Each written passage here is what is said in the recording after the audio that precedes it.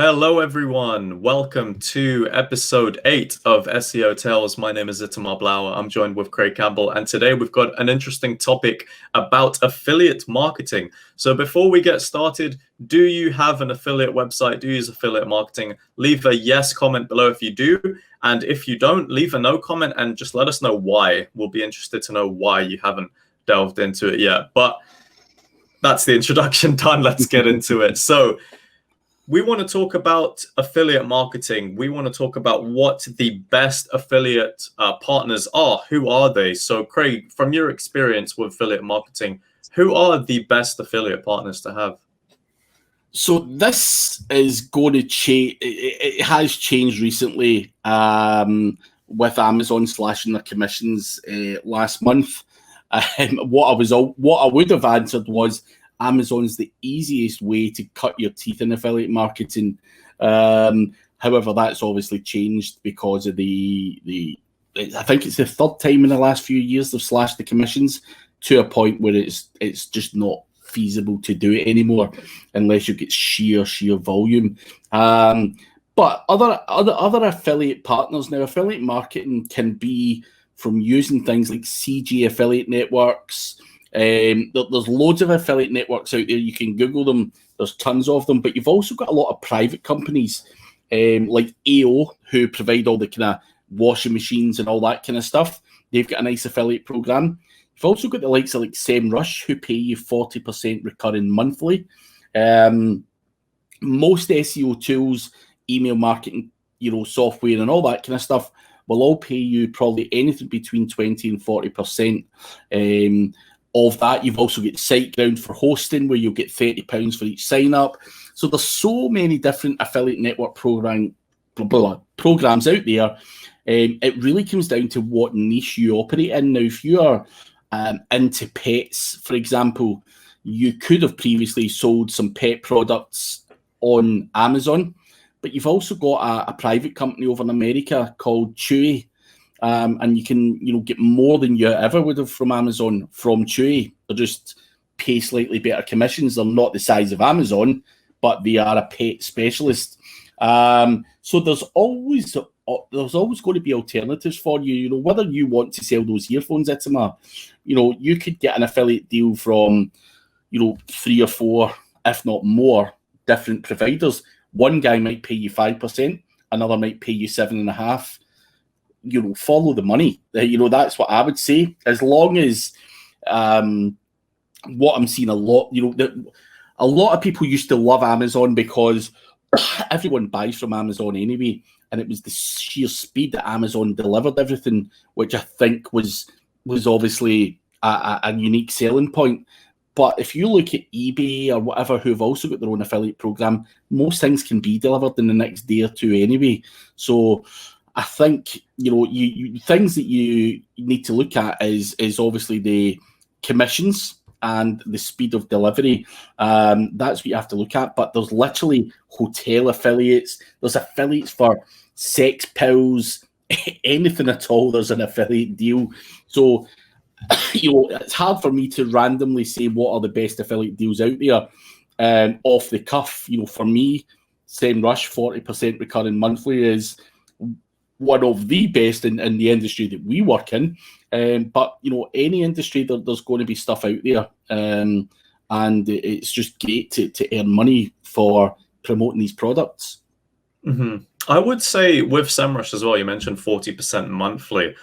Because it is a SaaS tool, would you argue that getting an affiliate partner that has a SaaS tool is better than just individual products? Or do you think it all depends really on the volume, I suppose, how popular the product or service is, and then also the commission? So what's your take on that?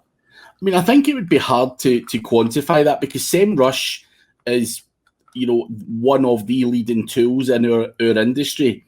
So lots and lots of people want it. So you're going to get high volume from it anyway. However, that's not to say that people don't buy washing machines every day of the week, and you can't make more money selling washing machines or white goods or whatever it's going to be. So it's hard to say. People still need things. Now, a SaaS tool you're saying, is that easier? Of course it's easier, because it's something that's instant.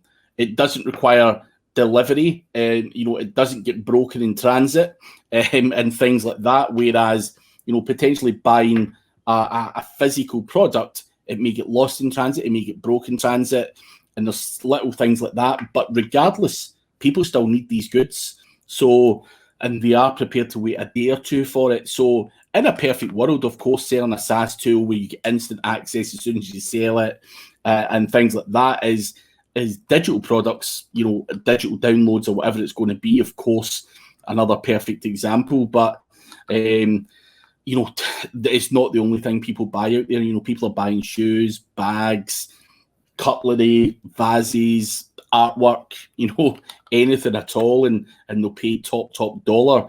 If you ask me, if I was getting 50% for selling artwork, Van Gogh stuff, just as a random example, and I could sell thousands of those against a digital product, I'm following the commission. I'm following the money. It's not about how easy or quick the delivery is for the customer. Me personally, and every other human being, we're here to make money, and as much of it as we possibly can. So I would always say go for the commissions, rather than a SaaS tool being the best option for you. Because then what you're going to have is people, if that was the case, then you're going to have people who don't understand SaaS tools trying to sell it and all that kind of stuff as well. If that was the case and that was a good theory, and there probably is an element of that out there, to be honest. People trying to flog SEMRush, they don't even know what it is. But yeah, sell whatever works for you, man, and whatever makes you the most money. I think in terms of delivery and stuff like that, or whether it's a digital product, it doesn't matter. Okay, that's some good advice. I think that moves on quite nicely to the next point about scaling an affiliate website. So if you're creating an affiliate website, you've found your niche, and you think there's potential in there to be able to rank well for it, to be able to sell products or services, whatever it may be. How do you then scale that? So what are your inputs? I mean, so I've done it in a number of different ways, that with Amazon, for example. So I'm going to use my Amazon example. The thing with affiliate marketing is there's so many long tail keywords out there that you can go for. Best black Bose earphones, if you're going for very specific stuff, rather than just black earphones or noise cancelling earphones or whatever. And there's so much you can do with content out there. So what I would say to anyone in terms of scalability, and I've seen websites that have went, gearhungry.com was one that went from nothing in 2018 to having more than 5 million hits in 2020, which was an Amazon affiliate website. Now that is sheer scale. That is scaling up the content operation. Initially, they basically just smashed it out the park. They were literally adding, 100 articles a day. Now that costs money. So scale comes down to budget and what you're doing with it. But I think at the start, what any smart guy would do would be going after the long tail and scaling up content first. Now, I'm not saying you have to put 100 articles out there to scale an Amazon website, whether it be 5, obviously 10 is going to be better, or 20 is better than 10, and so on. But you can very quickly get growth on content alone on affiliate marketing, going after the long tails. Once the money starts coming in, you can start then reinvesting that in links and more content and all of that kind of stuff, and building it up that way. I mean, having the right processes, having the right content writers, having the right vendors in terms of buying links, having the right manager of that website who can go in and do the internal links and make sure that all the on-page optimization is done properly. Because to work at scale, you're probably going to use multiple writers, multiple VAs, all adding content. Someone has to be in charge. So part of a process is you're going to have someone, whether that be you or whether it be someone else, in charge of a project, and they are in charge of making sure that everything else that plugs into that in terms of content and links is all on point. So having anything you can systemize or get a process for, you've got to do it. And that includes content writing and, what happens with that content. Does it, the content writer writes it, does it go to another guy who then adds some internal links to it, who then publishes it on a certain date or whatever? You have to have all those processes right for you. And that process, there's no right or wrong process. I think you've just got to throw enough mud out there at the start and it sticks, and you'll certainly see some traction from there. But as I say, you've got to systemize and use processes to be able to work at scale, because the only way you're going to get scale is by using VAs, or by all means hire in-house people. They cost a lot more money, but it all comes down to your budget as well. So there's no quick, easy fix. Now, there are guys who have built Amazon websites and have slogged their guts out night and day on their own to get to where they've got to. Hats off to them as well. It can be done. It just comes down to how much grind you put in.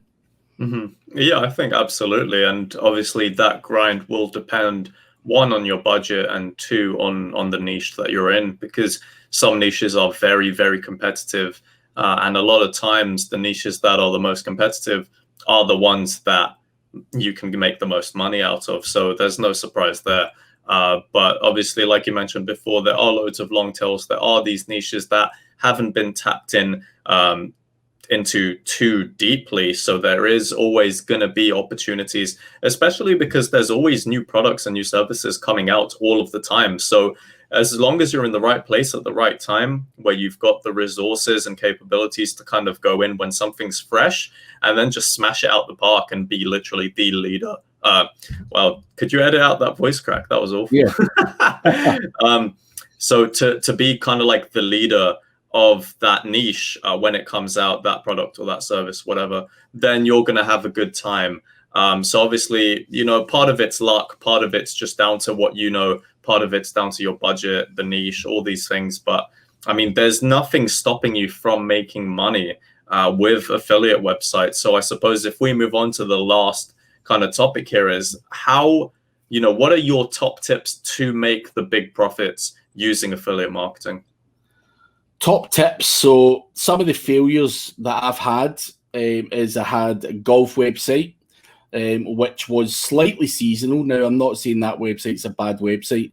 It was slightly seasonal. So you're getting good money probably 8 or 9 months a year. Then it kind of just dies off in the winter. So avoid picking something that's seasonal, so to speak, if you can, because you want to be making money, consistent money, 12 months of the year. And there's enough niches out there to go after something that makes money 12 months a year. Second other tip I would say is, again, I'm going to refer to the golf site. Now, I bought the golf website and it was doing reasonably well when I bought it. I got a content writer on it, scaled it up, made more money.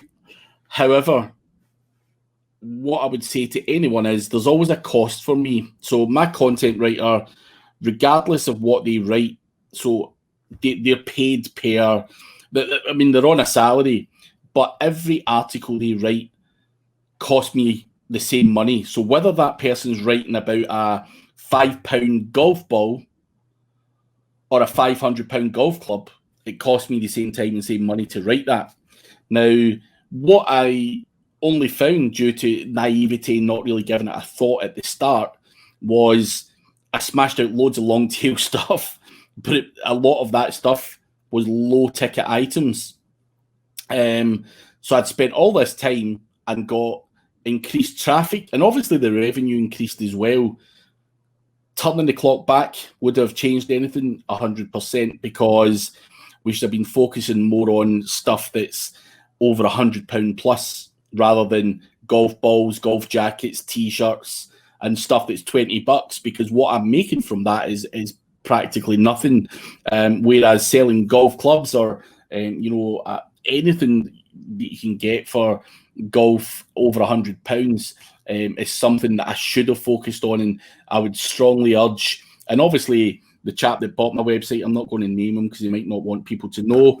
That's something I have passed on to him and said, listen, you want to make sure that stuff's on there. Also, when I was adding products on there, the products were added at random because they were on Amazon.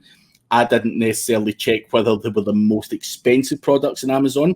I didn't check whether they were actually the best golf clubs on the market.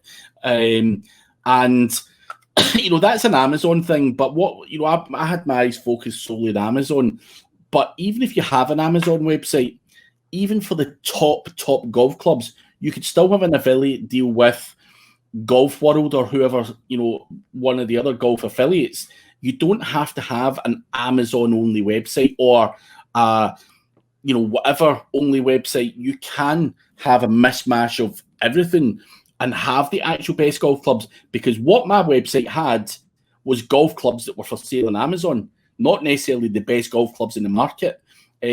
So my audience, because the website ranked so well for so many golf terms, I could have been losing people because they're going, fuck, I'm not wanting that £100 golf club on Amazon. That's a shite one. I want the £500 one. They go away and go to Golf World and buy it. Now, that could have been a sale I had. So make sure that you've got top-end stuff, the top premium stuff, middle-of-the-road stuff, and cheap stuff, whereas I just had middle-of-the-road stuff, and that was all there was to it, because there was no thought process put into it, and I didn't think about it until I'd actually scaled up the website, and I'm going, how else can I make money? And then you start thinking about things like that, and you're looking at bounce rates, and you're looking at the analytics to see what people are searching for, and they were looking for like Callaway golf clubs, which I didn't really have a huge amount of, but they were all landing in my website, and it was the crappiest Callaway golf clubs that you could find that I was showcasing with no other alternatives. Now, that's plain stupid as a website owner or a marketer. So you have to think about things like that as well. It's not just about content and keywords. You've got to think about these other aspects as well. And, I made that mistake. I'm not ashamed to say it. I just dive in 2 feet first, reckless, not really taking a deep breath and just sitting back and going, right, think about this sensibly. How can we structure this? How can we do it? Now, what I would say is I hate people who don't just take action. Now, see, people, I think there's a fine balance where you can sit back and try and structure it all out and never get anything done. Whereas I'm the impulsive guy who says, right, got a golf website, let's fucking just smash the shit out of it. And then I start trying to refine it. I think, what I'm doing is wrong as well. I think somewhere in between with a bit more refinement, not resting too much and talking too much shit. Just get a kind of decent structure and go for it. That would be the kind of tips I would give to anyone getting into affiliate. Avoid those stupid glaring mistakes. And again, just make sure that you're making as much money as you can, because that's the name of the game. We're not here to have the most blog posts or have the most long tails or any of that stuff. As long as we are, surviving and earning a crust, then that's all we really want to achieve, and then scale from there. Mm-hmm. Yeah, I think there's some really, really good tips. And I'd say from my side is just know the kind of industry and know the niche that you're getting into. Because the example you gave with the golf stuff, had you known, for instance, what the best top of the market clubs were, golf balls were, what have you, then that would have probably done you a lot more good in hindsight.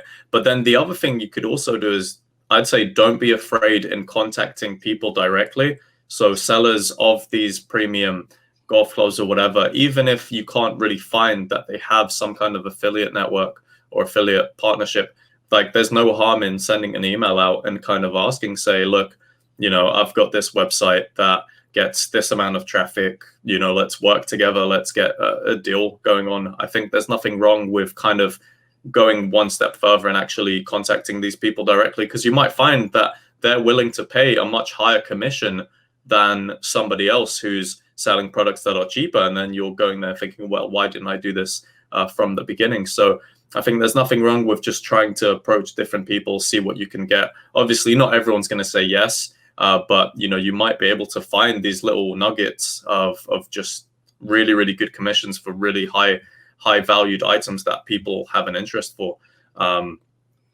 Yeah.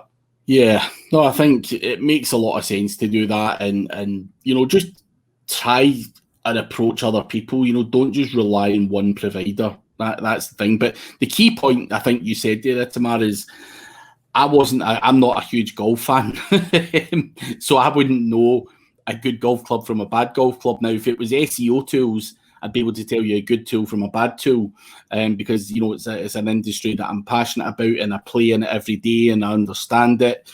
The final thing, as you say, is do something that you know and understand. Like, you're obviously a music guy, so a perfect niche for you would be, selling guitars or some shit like that. I don't actually know that much about guitars as you might think, Craig. You kind of hype me up on music a bit too much, but I appreciate it.